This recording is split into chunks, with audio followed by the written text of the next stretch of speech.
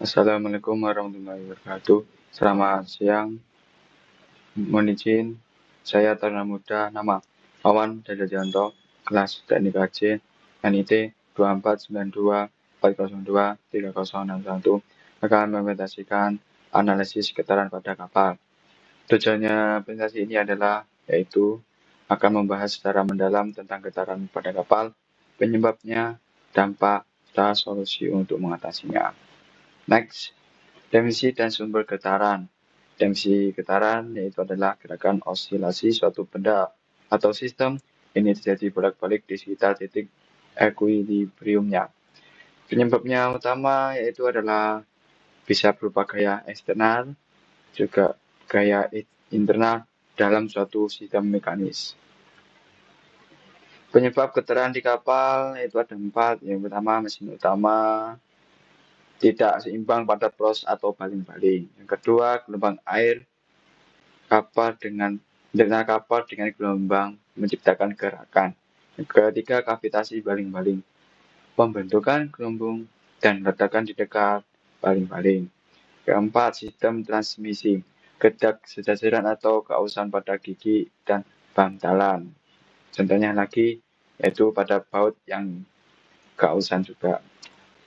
Dampak getaran berlebihan yaitu kerusakan struktur yang yaitu vertigo material dan retaknya lambung kapal, wilayah fungsi peralatan, komponen elektronik dan mekanis sering rusak.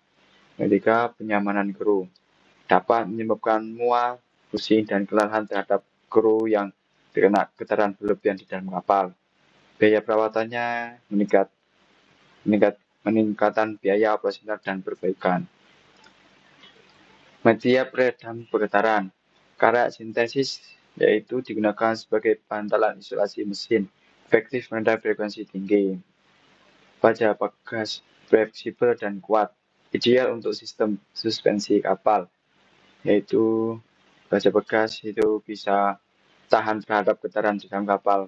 Komposit polimer ringan dan tahan korsi, mengurangi bobot mati kapal yang bisa menahan getaran di dalam kapal.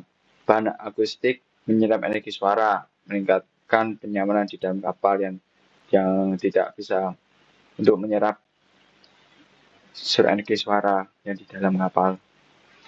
Critical speed dan penanganannya. Critical speed adalah kecepatan putaran di mana frekuensi getaran alami suatu sistem sama dengan frekuensi eksitasi. Ini menyebabkan resonansi dan getaran yang ekstrim. Mesin utama ada 1200, itu isolasi getaran, branching poros. Yang kedua, baling-baling ada 800, desain ulang bilah pemasangan damper. Poros propeller ada 400, penyelarasan tepat, penambahan bantalan. Itu adalah penyebab resonansi dan getaran yang ekstrim. Lanjut, solusi mengurangi getaran, yaitu isolasi aktif. Sistem kontrol adaptif untuk getaran dinamis. Perbaikan desain, mengubah konfigurasi struktur atau mesin. Peredam pasif, penggunaan material atau massa tambahan. Blanching dan alignment, keseimbangan dan kejajaran yang tepat. Next, kesimpulan dan rekomendasi. Ada faktor, tips solusi, dan efisiensi meningkat. Yang pertama, faktor utama yaitu ada 3. Yang pertama, mesin, baling-baling, dan struktur kapal. Ada 2 tips solusi, yaitu aktif dan pasif. Nah, itu sangat penting di dalam kapal. Ada 10% efisiensi meningkat dengan manajemen getaran yang baik, yaitu manajemen getaran yang efektif sangat krusial. Ini demi keselamatan, kenyamanan, dan efisiensi operasional kapal. Investasi dalam teknologi peredam getaran akan memberikan keuntungan jangka panjang. Sekian presentasi saya. Terima kasih. Selamat siang. Assalamualaikum warahmatullahi wabarakatuh.